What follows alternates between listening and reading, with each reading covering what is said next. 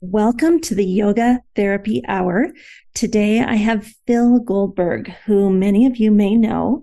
He is the author of American Veda, and more recently in 2020, he published a book that I saw is for $1.99 on Amazon called Spiritual Practice for Crazy Times, Powerful Tools to Cultivate Calm, Clarity, and Courage. And interviewing Phil is so interesting, so fascinating, so many stories. It just made me realize how many people he had to talk to and interview and get to know in order to get the information for American Veda, which is like a history of how and why yoga came to the West.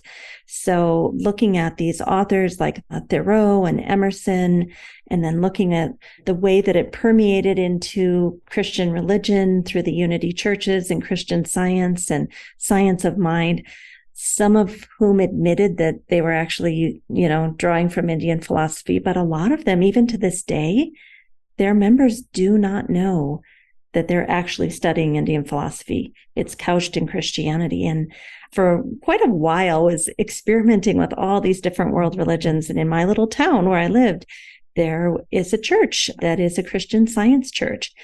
And I didn't understand at the time that it had roots of Vedanta.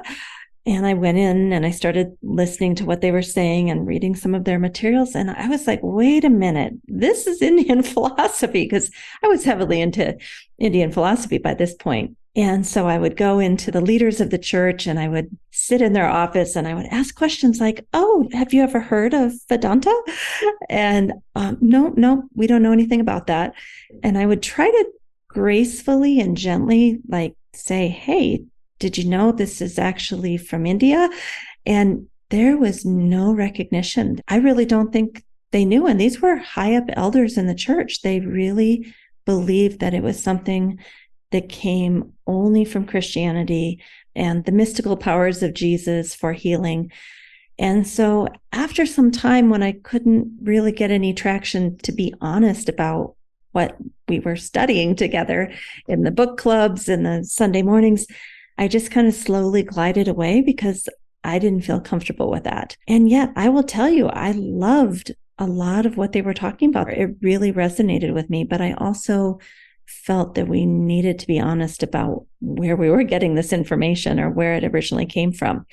So Phil and I had this great conversation about that. And then how did yoga come over with the gurus, the Swami Vivekanandas, the Yoganandas, the Swami Satchitananda at Woodstock, and then leading into the Beatles? I mean, it is really fascinating to see how Indian philosophy has permeated Western culture. And Phil takes a lot of care to talk about how yoga has adapted to meet the needs of the people so that it can have a powerful influence on our lives and we can suffer less, and how it's only natural in the world and in biology and in nature that variations occur, and yet make sure that we do care for the teachings and we are stewards of the teachings. Can we make sure that we're not culturally appropriating and that we are giving credit? So we have a really great conversation about that. Then I go into why. Why did this happen? Was there a vacuum in the US where people were just hungry for something like this? If you go back to Thoreau and Emerson and the unity churches and this type of thing, why did it blow up so big, so fast, and continues to, frankly? And what does that mean? Why did we grab onto this so quickly and easily? And why are so many of us still so engaged in it? So I'm not going to tell you those answers. You have to listen to the whole podcast to hear that. And then our last little bit was about the future of yoga and yoga therapy, and where is it headed in the future, and maybe some ideas that Phil has. But I agree with what he said. And again, I'll make you get all the way to the end to hear where he thinks it might be going in the future. And I wholeheartedly agree with him. So I'm happy to share this episode with you. Phil is just a delight. He is so knowledgeable, compassionate, kind, intelligent, and he's done so much hard work for us in writing books like American Veda so that we can have that history of what actually happened and how yoga came to the West. So thank you, Phil. We all appreciate you using your life force to educate us, both with the book and continuously. So welcome. Welcome to the Yoga Therapy Hour. My name is Amy Wheeler, and I'm your host. The Yoga Therapy Hour is here to support you on your mental, emotional, and spiritual journey. We talk about things like nervous system regulation, spiritual connection, how to be more involved in your community, how to communicate well, how to manage your mental health. There are so many things that we are excited to share with you in Season 5 of the Yoga Therapy Hour podcast, and we hope that you will share it with your friends, family, colleagues. All right, let's get into today's episode.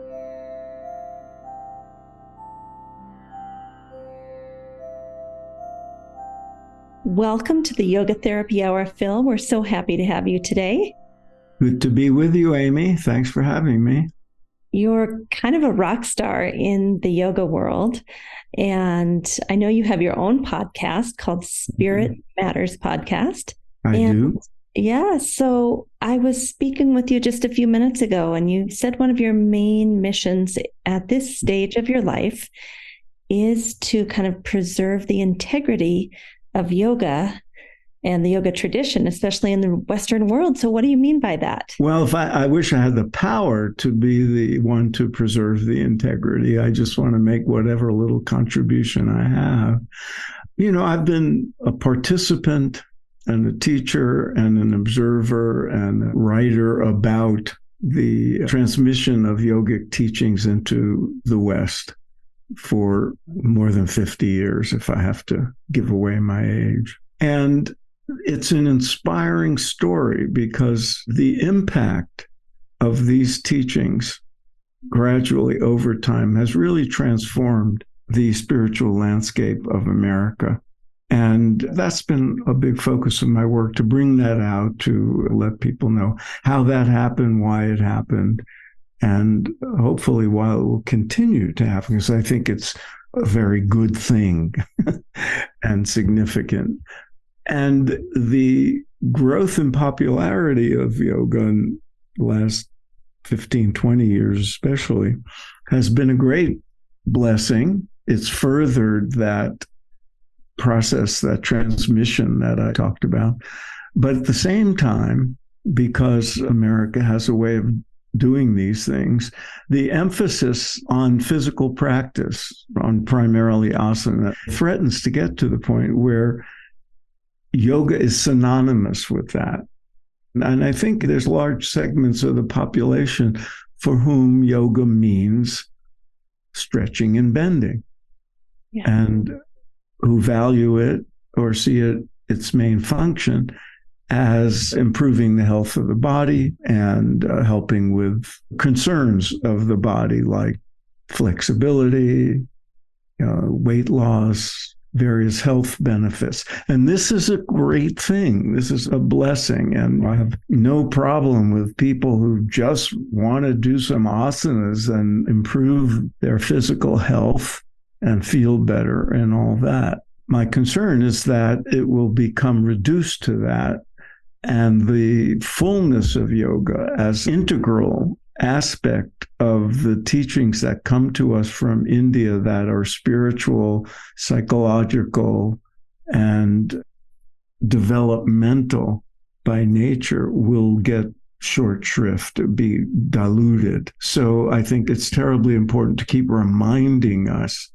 that the doorway into yoga might be, for many people, or seems to be, physical concerns and physical practice. That's really traditionally just a small part of it.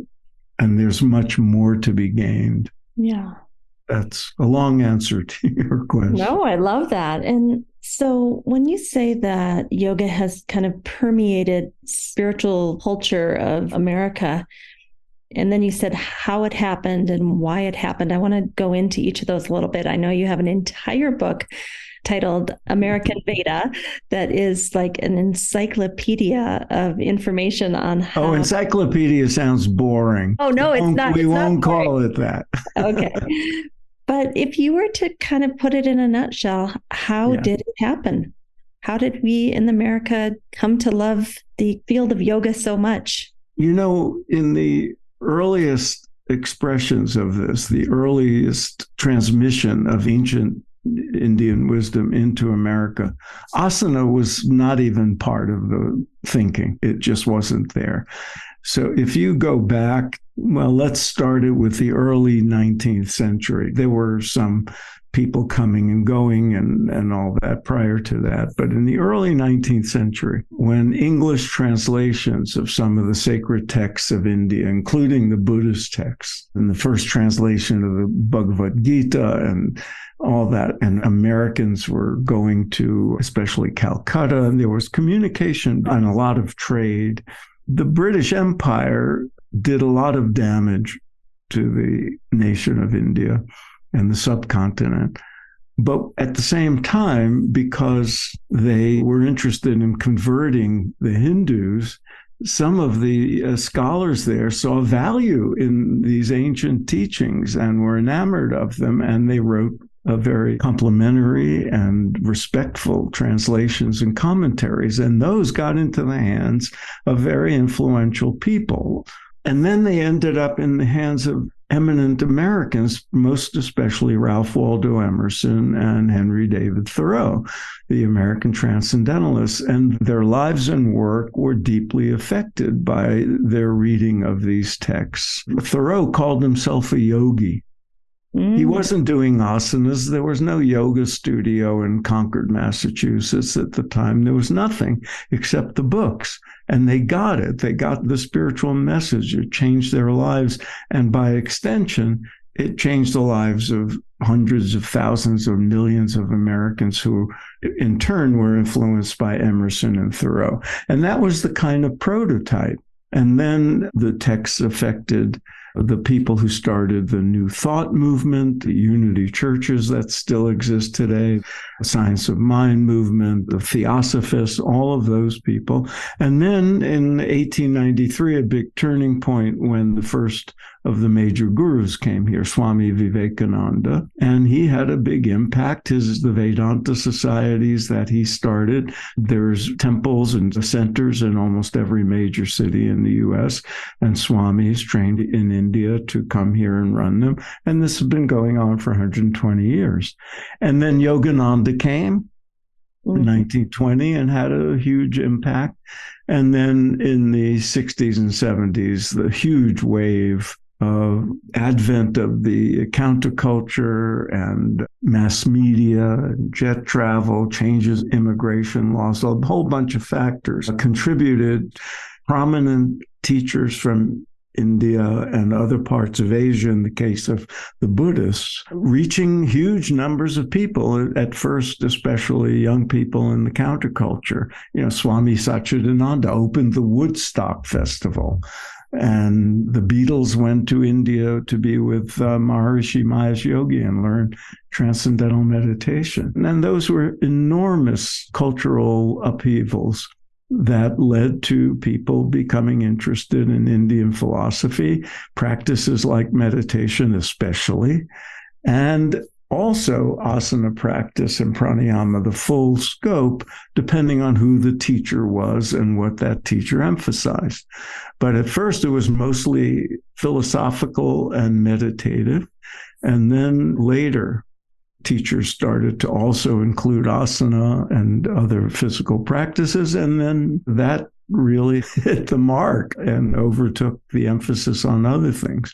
All the lineages that are represented here in the U.S. that were started by gurus and then maintained by Americans who were trained by them, and now they're second, third generation of leadership, they still teach the traditional meditation practices and the full repertoire.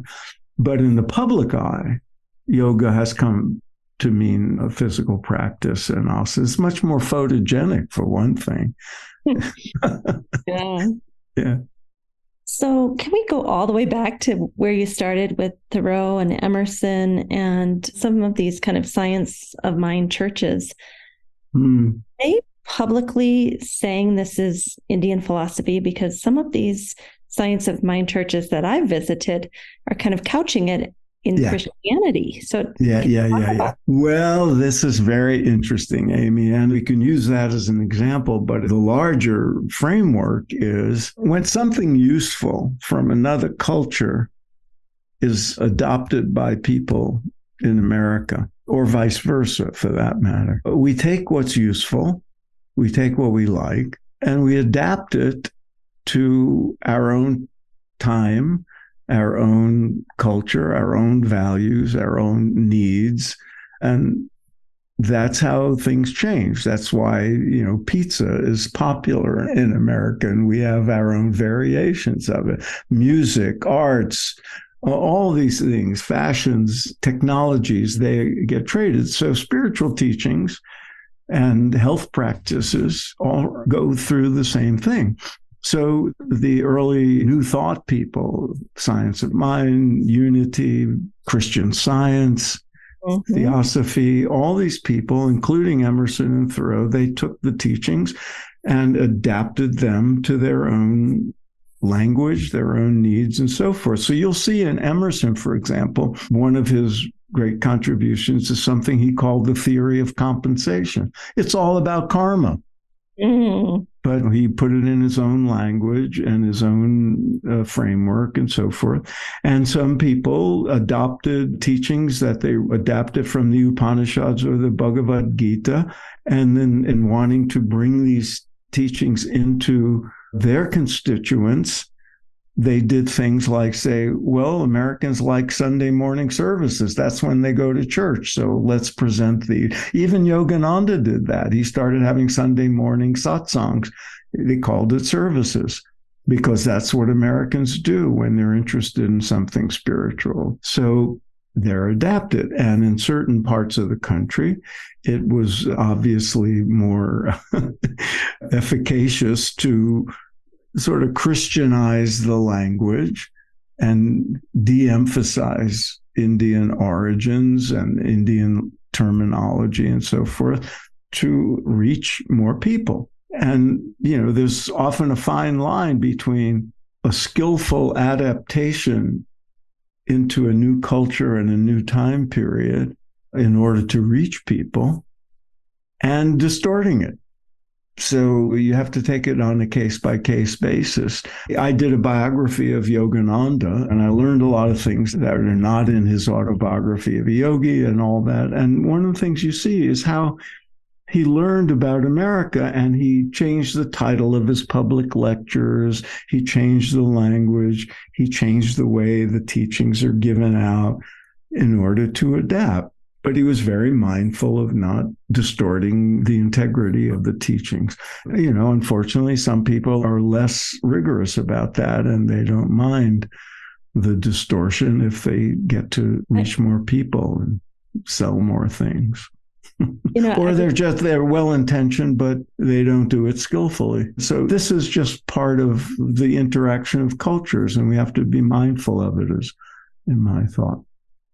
As a young woman, I wandered into a church of Christian Science, and I started listening to what they were saying, and I thought, this is Indian philosophy. But to this day, I don't think anyone in that church knows that. You're right about Christian Science.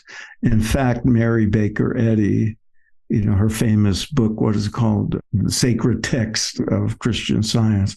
The scholars told me that in the original, she actually quotes the Bhagavad Gita, and they were taken out. So that happens. And if you go to certain unity churches or science of mind places, you won't know there's any link to Indian philosophy. But if you listen to the message and you're familiar with Vedanta ideas and yogic philosophy and precepts, you see it. You see it in there. Now, I know because I wrote about it and I researched it, the couple, Charles and Myrtle Fillmore, started the unity churches that are very, very popular to this day. I often write for a Unity magazine. They consciously drew on Indian texts. In the very early issues of that magazine, he explicitly says, we are turning to India because things are spiritually stale here. And the next phase of spiritual development, we will draw from India. And it was very deliberate, very conscious. Now, whether 5-10 years later in their church in Nebraska or wherever they would have said that is a different story. And how about Thoreau and Emerson? Were they open about it, or was it kind of... If you look at their writing, as I said, Thoreau called himself a yogi. He writes in Walden about reading the Gita every day and speaks about it in the most sublime terms. So does Emerson at different times. And so they're very explicit about it. If you read a certain essay, you might not see that. You read another essay and you'll see it. But they were honest about it. They thought it was, a wonderful development that access to these books and these texts. So did some of the European philosophers. Schopenhauer, the great German philosopher, said that access to the Upanishads was the great gift of that time period. There were, physicists, Nobel Prize winning physicists. The movie Oppenheimer is out now. He was a big student of Bhagavad Gita and the Vedantic literature, Schrodinger. So there were more people being influenced by these things than we realize. And a lot of them just sort of absorbed the ideas, and it changed the way they saw the world. It changed the way they lived, and they went about their business. And others incorporated it into their disciplines and into their thinking and expressed it in their own way, in their own terms. So people like Joseph Campbell, great popular philosopher, people like Alan Watts, Aldous Huxley, people like that in the mid-20th century were very explicit about drawing from the teachers they knew. By then, Swamis were here and living here and so forth. But then if you read certain things, if you're sensitive to it, you could say, oh, yeah, I could see that's where the influence is. But they don't necessarily say so in every sentence or every page. And what about even scientists like Einstein and Tesla? Tesla was a friend of Swami Vivekananda, and I've read quotes where he talks about what he's learned from him and uses certain Sanskrit terms like akasha and prana. And Vivekananda learned from Tesla, teachers who came from the East. Unlike certain aspects of Western religion, these people were not antagonistic to science. They saw their spiritual teachings as a science of consciousness, and they were open to science. They learned from science. They adapted to the scientific discoveries of the time. You see it in all of their work. So they learn from one another. I don't know about Einstein. There's people who debate, how much he was affected by it. But some of his contemporaries, like Oppenheimer and Heisenberg, certainly were. And Einstein had their transcripts of conversations he had with the great Indian author, poet, educator, philosopher, Rabindranath Tagore, who was the first non-Westerner to win Nobel Prize for Literature. When he came to the U.S., he had meetings with Einstein. So, Einstein might have been influenced. I had heard that. I had read that about Tagore. Yeah. And what about even organizations like Alcoholics Anonymous? Again, I don't think they really talked about it, but the Bills, I think, were heavily influenced by Vivekananda. Well, so I gather. I learned more about that, actually, after I had written American Veda, because people said, hey, you should have said more about Bill W., look at this reference and all that. But apparently, yeah, he was a student of these things and was influenced by it. And you get hints of it. I think it's obvious when I look at the steps of AA. It's like, that makes so much sense. Yeah. Some people say, oh, no, he was onto that. And then you never know. And sometimes it's secondhand influence, because he might have been influenced by some of the New Thought people who in turn had been influenced by the Indian spiritual teachings. That happens a lot. Yeah. It was called the Oxford group, that a group of them would get together and talk about these things. So who knows who came to that group and what and they were in New York and New York environs. So, it would have been plenty of people there who could have contributed in that way. But that's what happens. I mean, look, there's ordinary people in America who might have been taught certain things by their psychotherapist, and it changed their life and changed their outlook. And they don't necessarily know that the psychotherapist, as a 20-year-old, was a disciple of Guru so-and-so and, lived in an ashram and then came home and became a psychotherapist. This is the kind of thing that happens. It's not uncommon. So I want to ask kind of a sensitive question then. What do you think of cultural appropriation and this wave that's been coming up the last few years? I have to confess that there's times when I'm baffled because some people have accused me of being okay with it because I said things like I said earlier about how these teachings had such a positive and big impact on America. And one of the ways it happens is Westerners became advocates of it.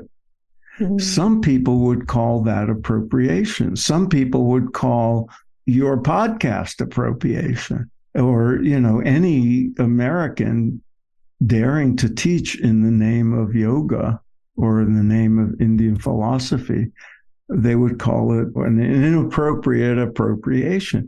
But that's, the world works that way. And what they often don't recognize is that people like me and thousands of others who are trained as yoga teachers, as meditation teachers, as administrators of yogic lineages, they were trained by the gurus.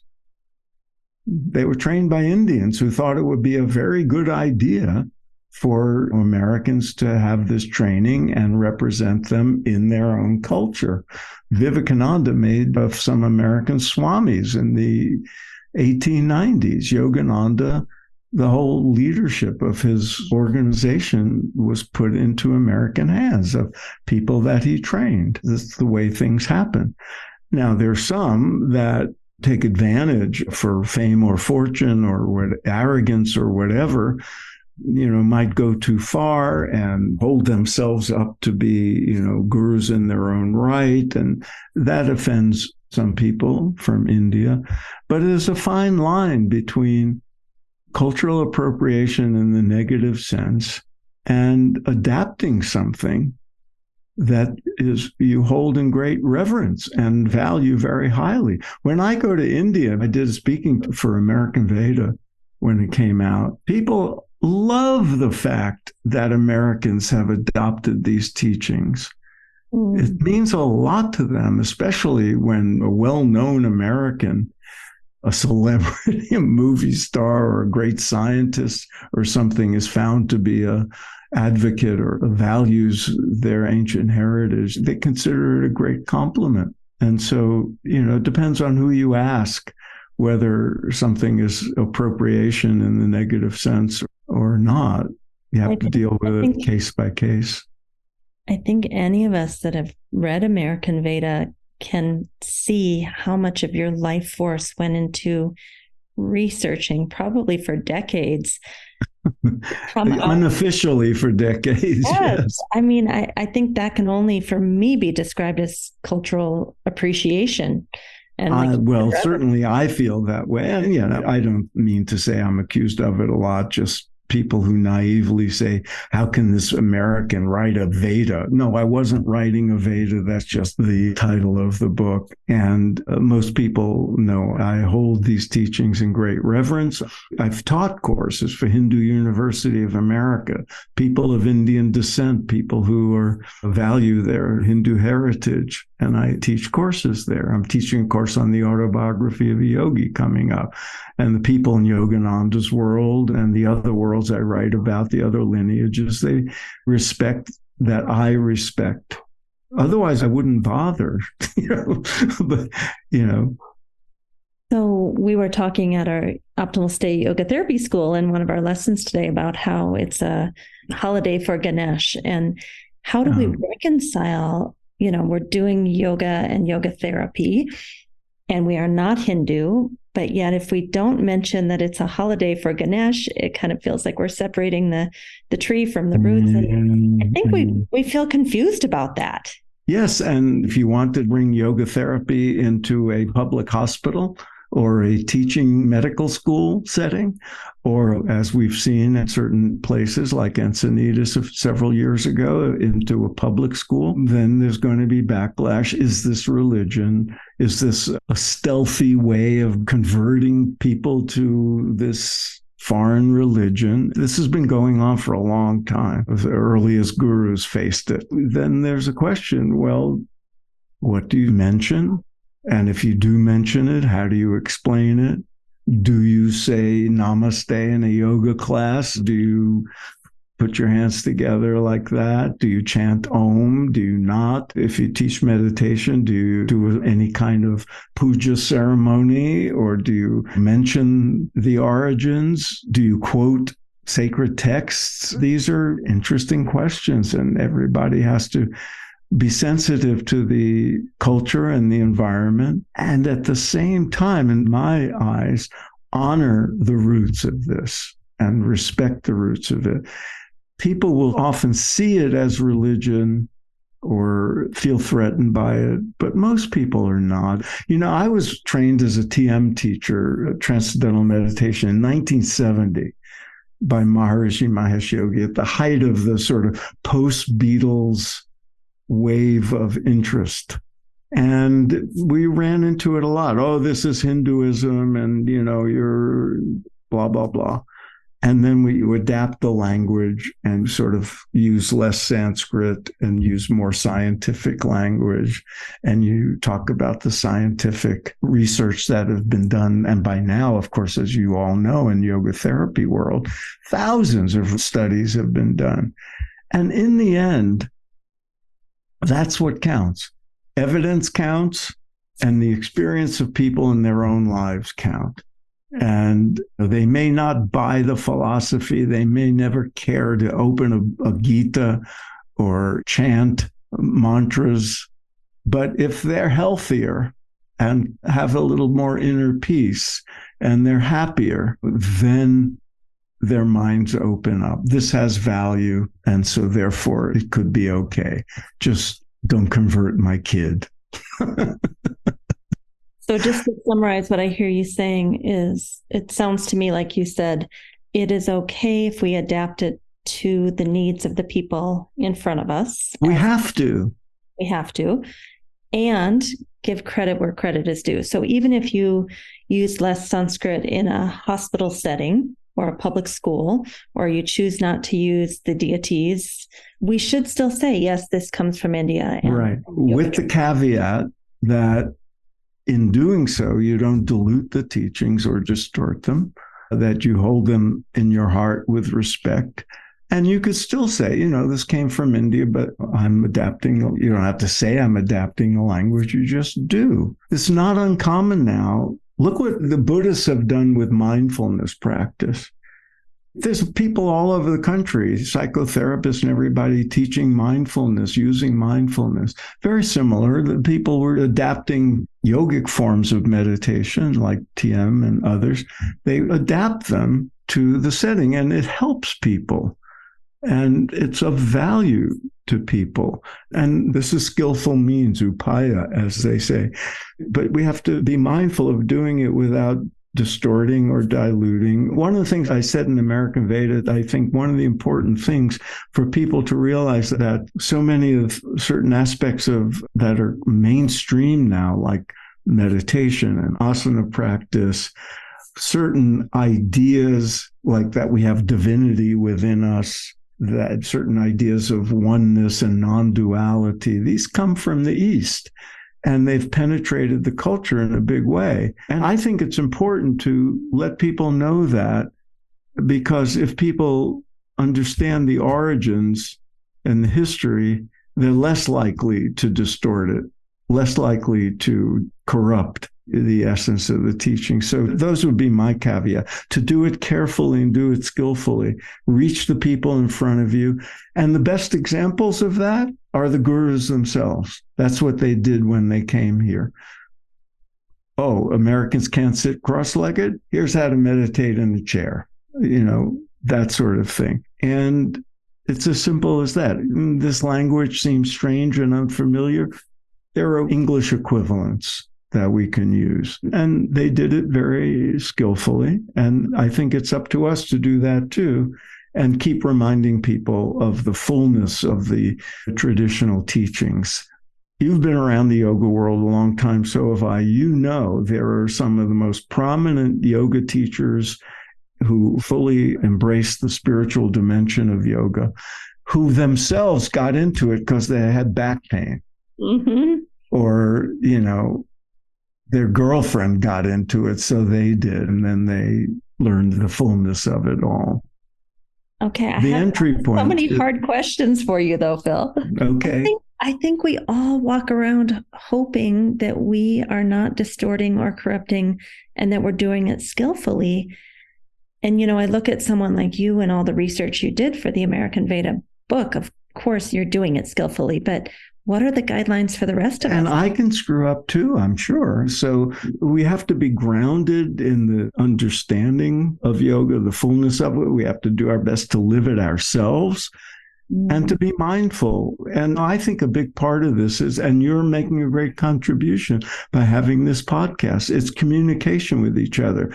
One of the things that happens is people branch out on their own. There's an awful lot of independent spiritual teachers and yoga teachers with students online, in person, running retreats, running yoga studios, whatever it is.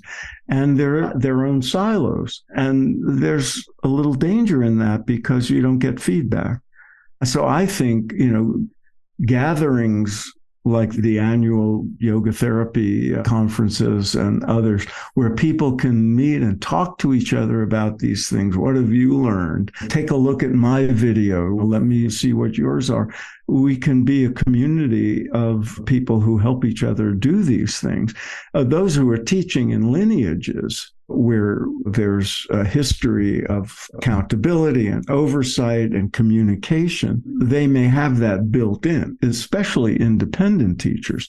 And I'm going to add to that, because it's in the air of late, I'm on the board of the Association for Spiritual Integrity, and it was started because of the misbehavior of spiritual teachers, especially independent ones who don't have an institution or an organization to oversight. So we're talking about abusive behavior and financial and sexual especially.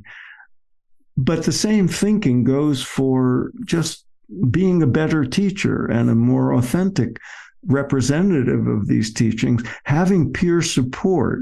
I think it's a very important thing. It's one of the reasons I always like to speak to people who are training to be yoga teachers, are yoga teachers, because I think just even having this historical perspective that I've been sharing here helps make us all mindful of that. We have a responsibility. It's a privilege to represent these teachings and these traditions. And I know, people want to do it full time. They want to make a living at it and all that. And that's not necessarily easy. It's no easier to do that than make a living being a writer or an artist. But we have to do that with integrity and not compromise, too much for the sake of our success. And peer support, I think, is important. Yeah, at the very least, like you said, we will all get feedback when we're getting off track. And, I love this idea of parampara, where you've got a teacher above you and students below you, and you're kind of navigating both of those continuously. So even if you're not in a formal lineage, maybe there's some kind of peer support and accountability in that type of situation. Yes. And everybody who is qualified to be a yoga teacher, they have some lineage somewhere. Someone trained them, and that person was trained by someone else. And it all goes back to what I call the Maha lineage, that goes back to Patanjali and the seers of the Upanishads and all that. And so we're part of that. And it's an honor. With that comes responsibility as well. I really only got to one of the two questions so far, so I want to move to the second one. Why was there such a vacuum that caused so many Americans, especially, to just devour Indian spirituality? Yeah, the history of Western religion, I'll leave to scholars and theologians and all that, but it's pretty clear that somewhere along the way, what we think of as the mystical teachings, the teachings that emphasize inner experience, the transformative, transcendent experiences that are present in all the world's religions. I mean, you look at Christianity and you see people like Meister Eckhart and John the Divine and Teresa of Avila and Hilary of Bingen. They are all like yogis. They're all like having the same kind of inner experience as the great sages of India and Buddhism and so forth. And you look at the originals, certain of the Hebrew prophets and the Jewish mystics, and you look at Jesus himself, and these were people talking about the inner life and of union with the divine. What does that mean? That means yoga in another language. And those got lost in all the political and egotistical and other forms of corruption over the centuries. And those deep inner aspects, Houston Smith used to say there's an esoteric aspect of religion and an exoteric. The exoteric is the rituals, the dogma, the doctrines, the arguments over history and all that. The esoteric is the inner experience that people have. And when you focus on that, you see unity and harmony and so forth. Somehow those got lost for the most part in the Western tradition, or were restricted to very few people. So when they became available and a non-dogmatic, one of the great features of the gurus who came here was they didn't say, you must believe what I tell you or you'll go to hell. They just said, here's what we've discovered. Think about it and maybe you'll learn something from it. And all these ideas and philosophies and everything don't mean anything if you don't practice. And so the emphasis on the practice and the maintenance of methods like hatha yoga and meditation practice and all that, that appealed to people. That's what changed people's lives. I mean, when I first got into it, I was turned on by the Eastern philosophy, but that's me. But mainly the Eastern philosopher said, you have to learn how to meditate. So I did. And it changed my life. And there was the evidence. There was the proof. Americans are very pragmatic people. And so there was something missing for historical reasons. And some people said, please tell me what you have to offer, Swami so-and-so, and I'll try it out. In the news every day, open-minded people welcoming immigrants and others wanting to shut the border. Other people were telling the Swamis to go back to India where they came from because they're doing the devil's work. But the pragmatists always win out, and if something works, people come around. And that's what basically happened. What was missing was this inner dimension of the spiritual life and practices that unite mind and body and spirit. And of course, where hatha yoga is concerned, people wanted inner peace, tranquility. In fact, back in the day, in the 70s, when meditation first went mainstream because of the research that was done on it, some psychologist wrote a book about it called Tranquility Without Pills. And I always thought that's what people wanted.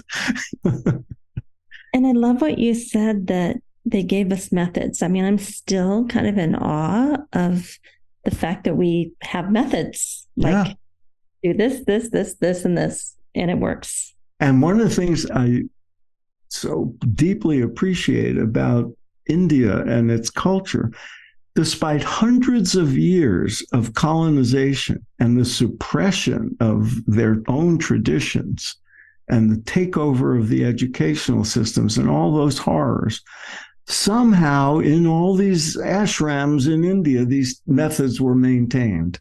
Right. And then the doors to the West were open eventually. It's pretty extraordinary. That's the word I was thinking. Yeah. All right. So last question, because we're running short on time. What do you think the future holds for?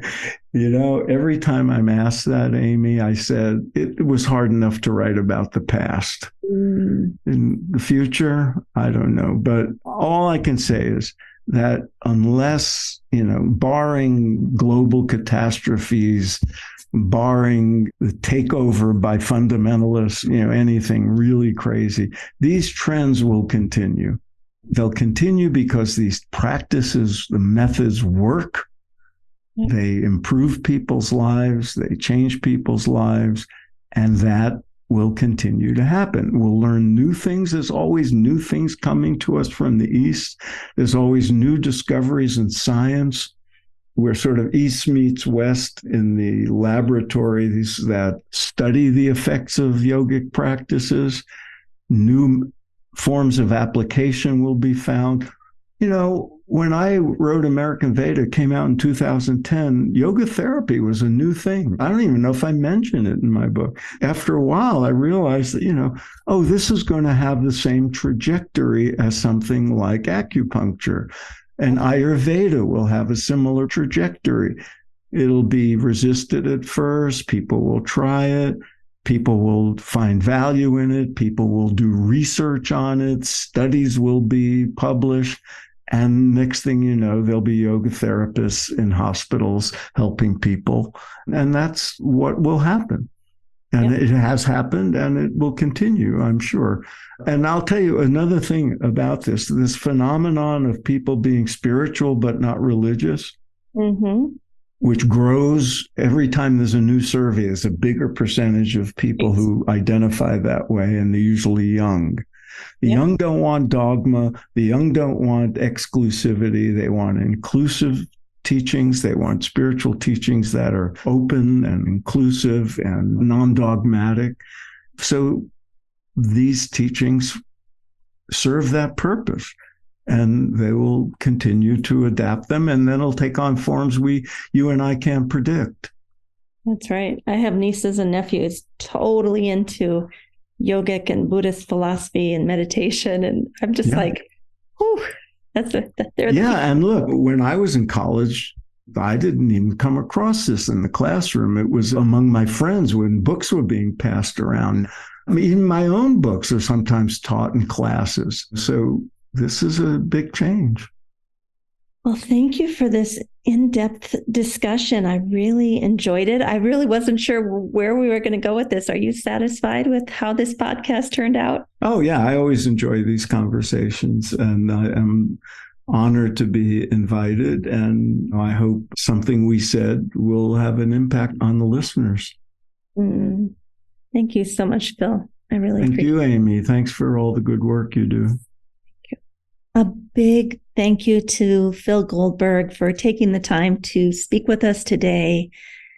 And I think, where we finished this interview with this idea of exoteric versus esoteric, meaning what inner experience are we having? And what are the methods and the techniques and the practices that help us to suffer less, to have more joy, more contentment, more harmony, more inner connection, more connection with others, that basically we were given these methods to be able to find that within. I think that's why yoga and yoga therapy are going to continue into the future, combined with exactly what Phil said.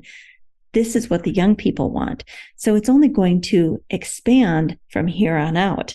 And I have to tell a funny little story because my father's a Christian minister, and I have wanted something for about a year now. And I was laughing with him the other night. I'm like, hey, Dad, you're a Christian minister. You're close to the big God up there. Could you pray a little bit? Could you put in a good word for me to get what I want? I was kind of half joking, but my dad called me out on it. And he said, Amy, that is not how it works. You don't ask God. It's not like, Burger King where he didn't say Burger King, but it's what he was referring to. Like, you can't just order up and think because I'm being a good Christian or whatever religion you want to insert there, that God is going to personally look down on me. And, he and I have had this discussion so many times over the years about sporting events and is this team going to win over that team? And anyway, basically he said it doesn't work that way. And we both agreed that what's really happening inside of us when we commit ourselves to any religion or something like yoga, any kind of deep internal contemplation and reflection, is that we are actually changing from within to have more inner peace and more harmony and more tranquility. That whatever that external method that we're using is fine. Everybody has a different name and different steps for it. But as it changes us from the inside out with no external goal, the goal is having the internal experience, that something magical happens. And we don't know what's going to happen. We don't know if I'm going to get that thing that I wanted. We don't know if I'm going to be the one to win the ball game. And that might even be irrelevant. That the name of the game is what's happening inside of me right now. And how am I feeling about that? And I love this quote from Phil Goldberg, and I'm going to end here. He says, "Transcendence is a means, not an end." I'm going to leave you with that so that you can meditate on that. All right. Have a great day. A special thank you to our team here at Optimal State. We are truly a global family. George Mantuan, one of our executive producers. Adam Satchel, senior media producer and sound engineer from the Philippines. Krishna Panchal, a producer from Canada. Modupe Abdullahi, who does the show notes and is an editor for us from Nigeria. And Peter Morley, who wrote and produced the music for this show, who lives in Australia. Find more about Peter's work at www.zenmusic.biz. Thank you for listening. We'll see you next time.